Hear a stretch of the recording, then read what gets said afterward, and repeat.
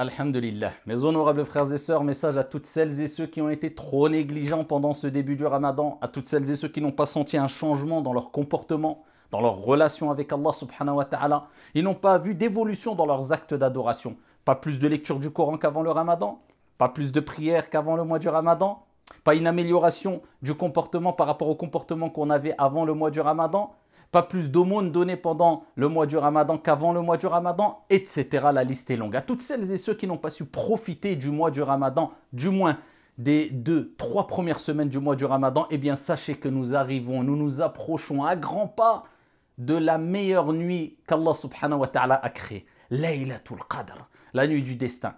Et qui te dira, qu'est-ce que la nuit du destin? Khayrun min alfi shahr. Laylatul Qadr, la nuit du destin, ou la nuit de la grande valeur, la nuit honorable est meilleure que 1000 mois, meilleure que 30 000 nuits, meilleure que 1000 mois, meilleure que 80 années. C'est-à-dire que tout ce que tu vas faire comme acte d'adoration est meilleur que si tu le faisais pendant plus de 80 ans. Eh bien, celui qui va rater cette nuit sera privé d'un grand bien. C'est pour cela, Ayyuhal Akhyar, qu'il faut retrousser ses manches. Le prophète sallallahu alayhi wa sallam, lorsque venaient les 10 dernières nuits du mois du Ramadan, comme Aïcha, notre mère, radiyallahu anha wa ardaha, nous l'a dit, il serrait son izar, son pagne. C'est une image, comme on dit certains savants, comme si nous disions maintenant, aujourd'hui, il retroussait ses manches. Et ici, il veillait ses nuits en prière et il réveillait sa famille. Dans le but de trouver ce trésor inestimable, Laylatul Qadr, qui se situe dans une des nuits parmi les 10 dernières nuits du mois du Ramadan. Certes, les savants ont divergé. Un grand nombre de savants ont dit que c'est lors de la 27e nuit. D'autres ont dit c'est la 29. D'autres ont dit c'est la 25e nuit. D'autres ont dit, ce qui est sûr, c'est une nuit impaire parmi les 10 dernières nuits. En tout cas, bienheureux est celui qui aura fait des efforts les 10 dernières nuits parce qu'il sera sûr de tomber dans cette nuit-là, Inch'Allah. Et malheureux et humilié soit-il celui qui sera négligent pendant ces 10 dernières nuits, qui n'aura pas su profiter de cette dernière ligne droite, ce dernier sprint. C'est là où tout se joue, entre guillemets. Ayyuhal akhyar, Allah dit dans le Coran, Inna anzalnahu fi laylatil qadr. Inna, nun al-azama. Allah, quand il utilise dans le Coran ce terme, Inna, nous, c'est-à-dire Allah, le grandiose, le magnifique, l'immense subhanahu wa ta'ala, sache que ce qui vient après, Inna n'est que grandiose, n'est que magnifique, n'est que plus qu'important. Allah dit dans le Coran, Inna nahnu nazzalna dhikr wa inna lahu lahafizun. C'est nous qui avons descendu le rappel al Coran et nous en sommes gardiens protecteurs. Allah dit dans le Coran, Inna a'taynaka al-kawthar. On t'a certes attribué al-kawthar, ce fleuve, l'abondance. Inna anzalnahu fi laylatil qadr. Certes, nous avons descendu dans la nuit du destin. Donc Allah Azza wa Jalla nous rappelle que Allah subhanahu wa ta'ala a descendu lors de la nuit du destin Al-Qur'an, le Coran. Et il nous rappelle que le Coran ne vient pas du prophète qui vivait sur terre puisqu'il dit « Inna anzalnahu » on l'a certes descendu. Al-Qur'an, « Fi laylatil qadr » Et qui te dira qu'est-ce que la laylatul qadr? Lors de la nuit du destin, Allah a révélé le Coran. Et qui te dira qu'est-ce que la nuit du destin? Appelée la nuit du destin ou la nuit honorable ou de la grande valeur, de la grande importance. Eh bien, on l'appelle aussi la nuit du destin. Pourquoi? Parce que lors de cette nuit-là, Allah subhanahu wa ta'ala, eh bien, révèle aux anges ce qui est inscrit dans Al-Lawh al-Mahfouz, la table préservée, concernant la destinée, ce qui va se passer tout au long de l'année pour toutes ces créatures, et il révèle cela aux anges.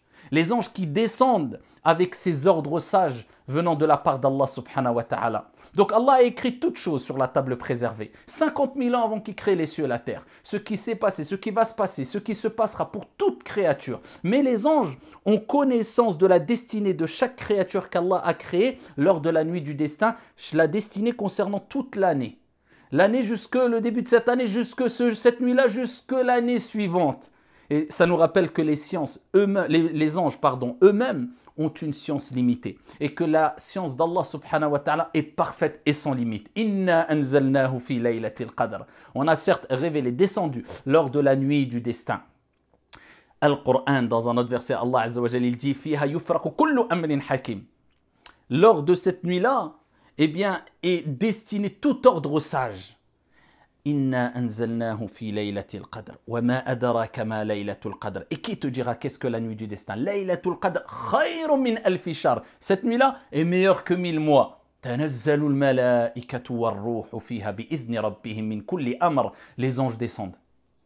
Et avec eux, Jibril alayhi salam. Les anges descendent, ainsi que l'esprit. Beaucoup d'exégètes ont dit l'esprit, c'est l'ange Michael, l'ange Jibril, Gabriel alayhi salam, lui-même qui descend. Avec une grande quantité d'anges sur la terre. Le prophète alayhi salatu wassalam nous dit, comme il est relaté dans le hadith rapporté par Ahmed et d'autres, cette nuit-là, il y a sur la terre plus d'anges qu'il n'y a de cailloux sur la terre. Allah.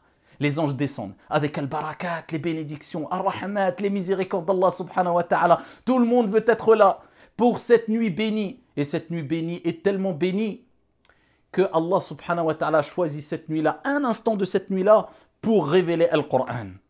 Et le Coran est tellement béni qu'il a laissé un impact indélébile de bénédiction lors de cette nuit jusqu'à la fin des temps et au-delà. Inna anzalnahu fi laylatil qadr. On a certes descendu le Coran lors de cette nuit bénie. Qui va profiter de cette nuit comme il se doit? Et comment profiter de cette nuit comme il se doit? En lisant beaucoup le Coran, en faisant des prières surérogatoires. Le principal, c'est pas de faire, est-ce que je fais 11 ou 23 ou 50 prières? Le principal, c'est de les faire concentrer, avec un cœur présent. Et de rester le plus longtemps possible en étant concentré, même si tu fais que 2 unités de prière. Et de choisir particulièrement le dernier tiers de la nuit. Ce moment-là où Allah subhanahu wa ta'ala dit, qui me demande que je lui donne, qui m'invoque que j'accorde, que j'accepte son invocation. Lors de ces 10 dernières nuits-là, ayyuhal akhyar, il faut mettre tout le paquet, il faut faire tout ce qu'on peut pour se rapprocher d'Allah subhanahu wa ta'ala, garder une part pour se reposer de la nuit, mais une grande part pour adorer Allah azza wa jal, faire du bien, faire des aumônes, tout le monde peut le faire, même nos mères, nos sœurs, nos femmes, qui nous posent la question concernant l'état de, quand ils sont en état de menstru. Qu'est-ce qu'elles peuvent faire? Elles peuvent tout faire sauf la prière. Elles peuvent lire le Coran dans l'école de l'imam Malik, rahimahullah ta'ala. Elles peuvent faire du dhikr. L'évocation, évoquer Allah subhanahu wa ta'ala, c'est donné à tout le monde et c'est magnifique et aimé par Allah. Rapporté par Muslim. Le prophète alayhi salatu wassalam a dit, les 4 paroles les plus aimées d'Allah subhanahu wa ta'ala sont Subhanallah, Alhamdulillah, La ilaha illallah, Allahu Akbar. C'est les 4 paroles les plus aimées d'Allah subhanahu wa ta'ala. Répète-les. Prie sur le prophète alayhi salatu wassalam. Allahumma salli wa sallim ala nabiyyina Muhammad. Donne des aumônes. Fais ton dhikr, fais tes prières à l'heure, concentré. Essaye de faire tes invocations et évocations après chaque prière. Essaye de veiller la nuit en prière. Essaye de faire du bien en appelant tes parents au téléphone, en les visitant. Le muhim, ala kullin.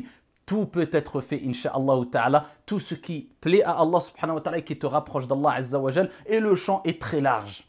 Pendant cette nuit-là, ayyuhal akhyar, il faut savoir que tout ce que vous allez faire est multiplié et meilleur que 1000 mois. Donc à vous de réfléchir, à vous d'être intelligent, à vous d'investir dans ce qu'il y a, de meilleur, insha'Allah ta'ala. Et Aisha radiyallahu anha wa ardaha a dit, Ya Rasulallah, si je suis pas dans une nuit qui est la nuit du destin, Laylatul Qadr, que dois-je dire?